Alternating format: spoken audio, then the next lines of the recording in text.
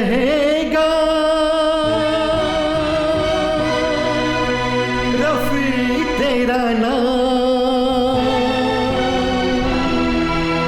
यज्ञ में रहेगा रफी तेरा नाम, यज्ञ में रहेगा रफी तेरा नाम।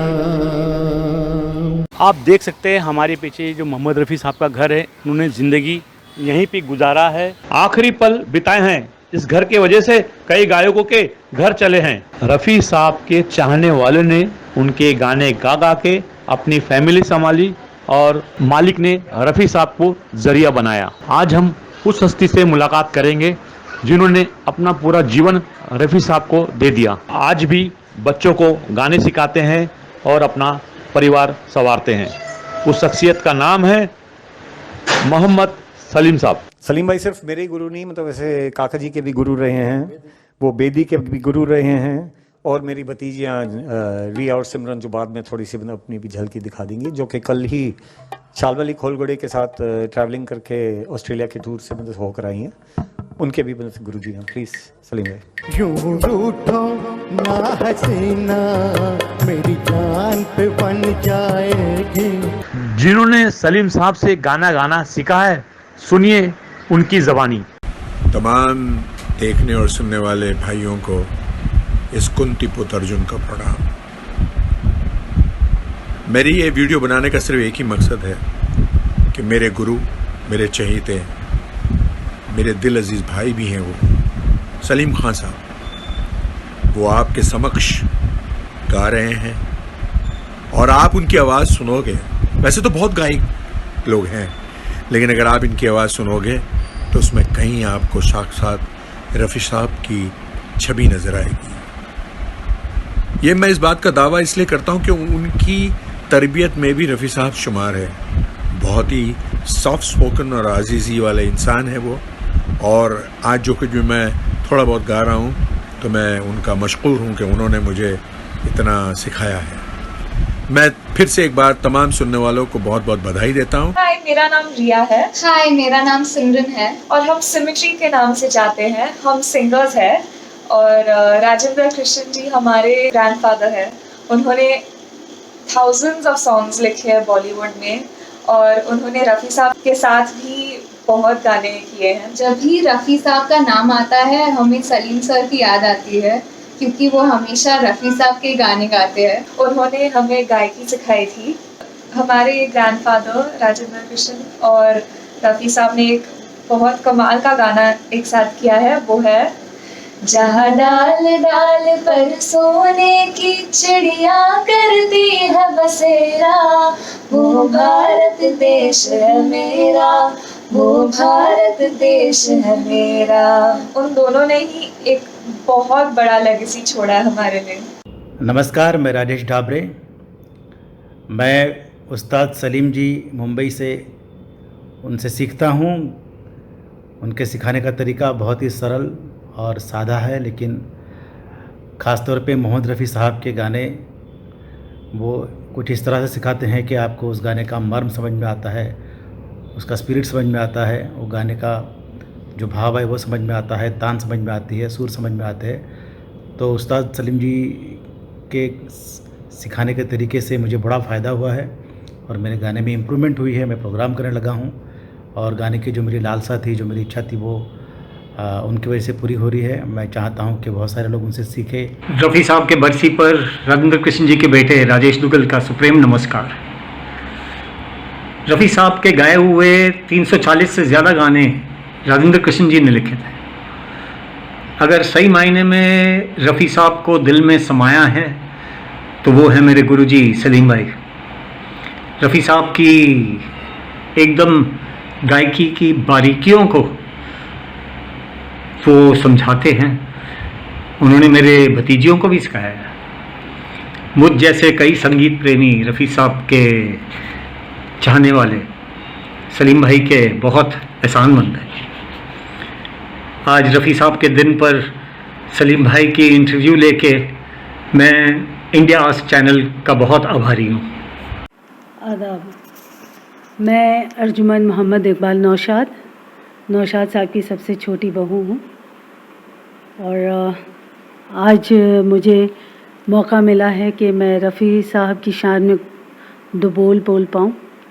ये मेरे लिए बहुत इज़्ज़त-माब बात है, बहुत खुशकिस्मती की बात है। मैंने कभी ज़िंदगी में ये सोचा नहीं था कि रफ़ी साहब की शान में मुझे बोलने का मौका मिलेगा।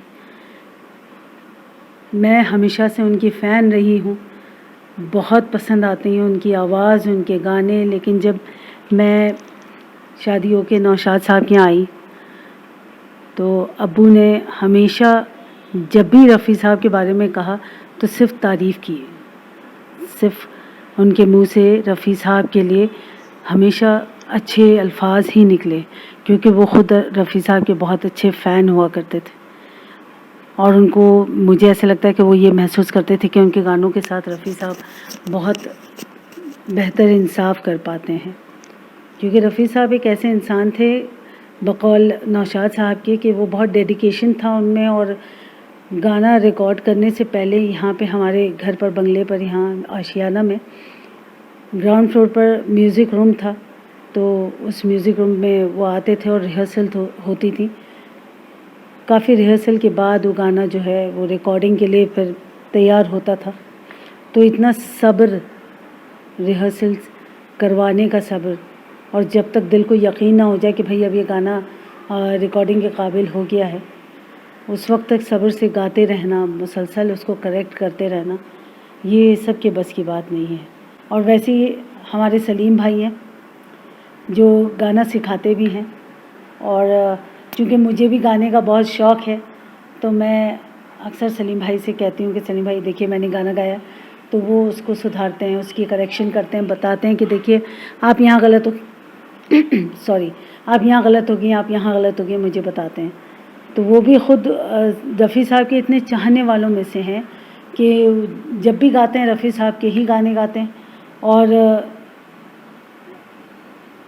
वो गाने को एकदम बड़े दिल से गाते हैं, वो भी बड़े डेडिकेशन के साथ गाते हैं और सिखाते भी हैं। उनके काफ़ी स्टूडेंट्स हैं और काफ़ी स्टूडेंट्स ने तरक्की भी बहुत की इस फील्ड में। एक ख़ास गाना उनका बहुत पसंदीदा चहीता गाना है, वो चेहरे से अपने आज तो पर्दा हटाइए, लिल्लाह मुझको चाँद सी सूरत दिखाइए। ये पालकी का गाना है, नौशाद साहब ने इसको कंपोज़ किया और शकील बदायूनी साहब का लिखा गाना है। ये इतने खूबसूरत बोल हैं इसके, उतना ही मुश्किल गाना है। मतलब नौशाद साहब ने कुछ ऐसा उसकी धुन बनाई है कि एक मेरे जैसा जो बिना सीखा पड़ा अगर गाने की कोशिश करे तो पहले ही हार जाए, पहली 2 लाइन में। और जो जानते हैं गाना उनके लिए भी मुश्किल है, क्योंकि गाना गाना आसान नहीं है, ये वाला गाना बहुत मुश्किल है। रफ़ी साहब ने बहुत अच्छा गाया और इसके लिए सलीम भाई जो हैं वो इतनी दिलेरी है उनमें कि वो ये गाना गाते हैं और माशाल्लाह काफ़ी अच्छा गाते हैं। आज हम मुंबई के साइन के जीपीटी नगर में हैं, नौशाद संगीत समिति में इस वक्त है। काका जी ये चला रहे हैं, इन्होंने पूरा अपनी ज़िंदगी इस समिति को दी हुई है और इन्होंने रफ़ी साहब को समझा है, सुना है बचपन से। आइए आज उनसे बात करने का मौका मिला है, हम बहुत खुशकिस्मत है जो काका जी के सामने आज हम रूबरू हुए हैं। सबसे पहला आशीर्वाद मेरे माता पिता का, नौशाद साहब का, रफ़ी साहब का, इन तमाम गोल्डन एरा के लोगों का, जो मैं गोल्डन एरा जिनको मानता हूँ। उसके बाद मेरे उस्ताद सलीम भाई का, जिनसे मैं निरंतर सीखता हूँ। सलीम भाई से गाना सीखने के बाद मुझे बहुत लोगों ने कहा कि आपके गाने में 4 चांद लगे हैं। तो सलीम भाई के बारे में एक बात बोलता हूँ, मोहम्मद रफ़ी साहब के गाने मैं डंके की चोट पे बोलता हूँ। रफ़ी साहब के गाने इतने क्वांटिटी में और इतनी प्यार से करेक्ट सुरों में गाने वाला एक ही आदमी है। रफ़ी साहब के गाने फिल्मी, गैर फिल्मी, सारे के सारे मैंने दूसरा आदमी देखा नहीं है। 2006 में नौशाद साहब के 40वें में इनके राजू नौशाद साहब की मेहरबानी से इनकी मेरी इंटरव्यू हुई थी। तो उस साल मैं सीख रहा था सुरेश वाडकर साहब के यहाँ जू पे। मैं छोड़ के ताबड़तोड़ इनके पास आ गया कि मैंने क्लासिकल की 1.5 साल ट्रेनिंग ले ली है, अब मैं फिल्मी गाने करूँगा। तो नए क्या पुराने क्या, रफ़ी साहब के जितने फिल्मी हैं एक दूसरे हैं, सारे गानों में जो मास्टरीज़ की है इनके जो चेले हैं, राजेंद्र कृष्ण साहब के बेटे राजेश दुग्गल, महाभारत के फिरोज़ जो अर्जुन बने हैं, रफ़ी साहब के शाहिद रफ़ी, और कई लोग मैं नाम गिनाऊँ जो इनके शागिर्द हैं, जो रफ़ी साहब के गाने गाते हैं, सुनते हैं, गुनगुनाते हैं, प्रेम करते हैं, वो सारे इनके शागिर्द हैं। और ये रफ़ी साहब का आशीर्वाद है कि रफ़ी साहब के गाने, उस्ताद कहते थे कि भूखा पेट से गाता है, उसको गाते वक्त भूख याद आती है, भूख लगती है, और झूठा गले से, और सच्चा दिल से। वो दिल से गाने वाले रफ़ी साहब ही हैं जो हर छोटे बड़े के दिल तक समाये हुए हैं। बहुत सी बातें हैं, आपका समय हुआ तो फिर कभी करेंगे। Thank you very much. ये थे काका जी जो नौशाद जी के बहुत करीब थे। नौशाद जी रफ़ी साहब के करीब थे। जितनी बातें नौशाद साहब और रफ़ी साहब की हुई, काका जी ने हमारे साथ शेयर किया। और आगे चलते विनायक जी के पास, जो रफ़ी साहब के गाने में ही गुनगुनाते और उनके ही लिए स्टेज शो करते और पहले सरकारी मुआवजे में डिपार्टमेंट में सरकारी ओहदे पे थे, अब रिटायर हो चुके हैं, लेकिन रफ़ी साहब को दिल से चाहते हैं, उनका गाना गुनगुनाते हैं। आज उनकी ज़बानी रफ़ी साहब का गाना आप कब से पसंद कर रहे हैं? मैं मेरे उम्र के 34 साल से रफ़ी साहब का गाना सुनना चालू किया, 34 साल से। यानी जब भी उस ज़माने में आजकल के जैसे मोबाइल वगैरह ये नहीं था, खाली रेडियो पे गाने लगते थे। तो मेरे पिताजी, आज मैं जो भी हूँ तो वे मेरे माता पिता, उनका आशीर्वाद से मैं हूँ। मेरे गुरुजी उस्ताद गुलाम मुस्तफ़ा खान साहब, उस्ताद आफ्ताब अहमद खान साहब, और मेरे ये तीसरे गुरुजी सलीम मोहम्मद साहब, आज इन्होंने जो मुझे तालीम दी है, सही मैं कदर करता हूँ कि ऐसे शख्सियत के अंदर मैं उनके साथ पला हूँ, उनके साथ ही ये गाने सुनकर मैं बढ़ा हुआ हूँ। जैसे कहते हैं कि एक रफ़ी साहब का, कि अभी काका ने जो बताया कि रफ़ी साहब के बारे में इतनी बातें बताने के बाद मेरे पास कुछ बचा नहीं है, लेकिन एक ही कहूँगा कि महाभारत में जैसे एकलव्य ने जो एक स्टैचू बना था, और वो स्टैचू द्रोणाचार्य जी का था, और उनका स्टैचू रखकर उसकी पूजा की और वो काबिल बन गए, उसी तरह से मैं रफ़ी साहब का एक स्टैचू अपने दिल में रखा है और रफ़ी साहब के गाने में गाता हूँ और उनकी थोड़ी हरकतें में गाने की कोशिश करता हूँ। लेकिन हर जगह पे मुझे कभी कभी सलीम भाई का मुझे एक थोड़ा सा सपोर्ट मिलता है कि नहीं ये जगह ऐसी है, ये जगह ऐसी लो। तो मैं ये तीनों मेरे जो त्रिदेव है, उस्ताद गुलाम मुस्तफ़ा खान साहब, उस्ताद आफ्ताब अहमद खान साहब, और मैं इनको भी उस्ताद ही कहूँगा कि उस्ताद सलीम भाई ये मेरे गुरुजी है। विनायक जी, एक गाना आप गा के सुनाएंगे हमारे दर्शकों के लिए? ज़रूर। ये गाना जो आपके सामने पेश करने जा रहा हूँ मैं, बैजू बारा फिल्म का है। उसमें म्यूज़िक डायरेक्शन जो किया है नौशाद साहब ने किया है, लिखा है शकील बदायूनी साहब ने, और गाया है मरहूम मोहम्मद रफ़ी साहब ने। तो मैं आपके सामने गा रहा हूँ मैं।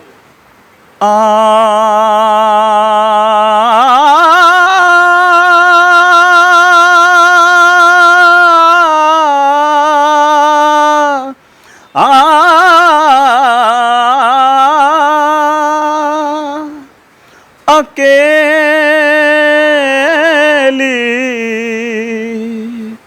मत जइयो राधे जमुना के तीर, तू गंगा की मौज में जमुना किनारा, तू गंगा की मौज में जमुना किनारा, हो रहेगा मिलन ये हमारा, हो हमारा तुम्हारा रहेगा मिलन ये हमारा तुम्हारा। धन्यवाद, शुक्रिया। क्या बात है, बहुत बहुत शुक्रिया विनायक जी। और जिस शख्सियत का हमें बेसब्री से इंतज़ार था, सलीम साहब आज हमारे साथ है। सलीम साहब, आपके बहुत चाहने वाले कई लोग आपके शागिर्द थे और आज आपके साथ रूबरू हो रहे हैं रफ़ी साहब की बरसी के मौके पे। आपके कुछ आवाज़ में कुछ गुनगुनाना चाहेंगे रफ़ी साहब को हम सुनना चाहेंगे।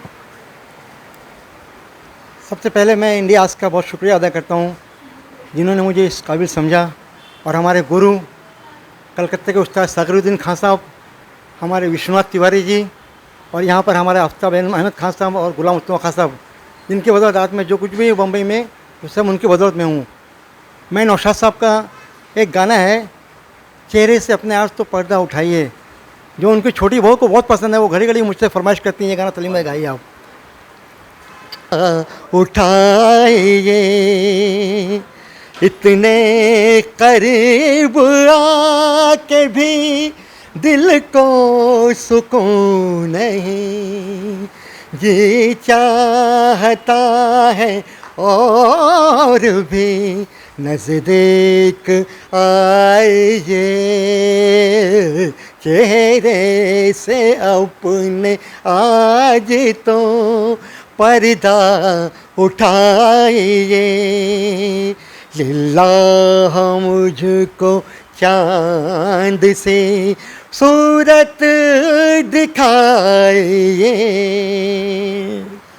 बहुत बहुत शुक्रिया सलीम भाई।